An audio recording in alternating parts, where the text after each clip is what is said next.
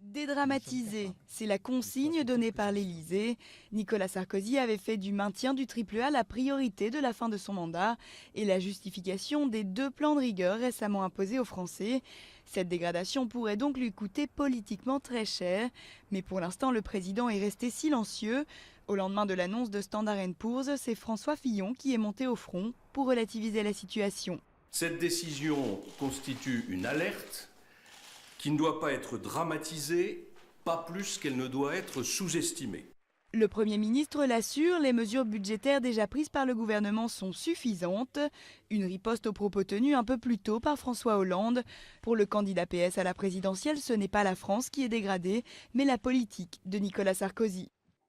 Elle a manqué de cohérence, elle a manqué de constance et elle a manqué de clairvoyance et surtout de résultats. Des accusations rejetées en bloc par François Fillon qui a épinglé en retour le refus du PS de voter la règle d'or budgétaire ou son opposition à la réforme des retraites.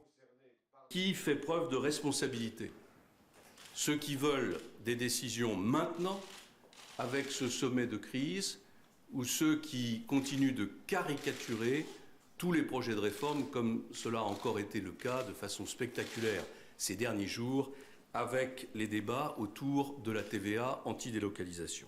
La TVA anti-délocalisation ou TVA sociale, grosse pomme de discorde entre le gouvernement d'un côté, l'opposition et les syndicats de l'autre, sera au menu du sommet pour l'emploi mercredi à l'Élysée.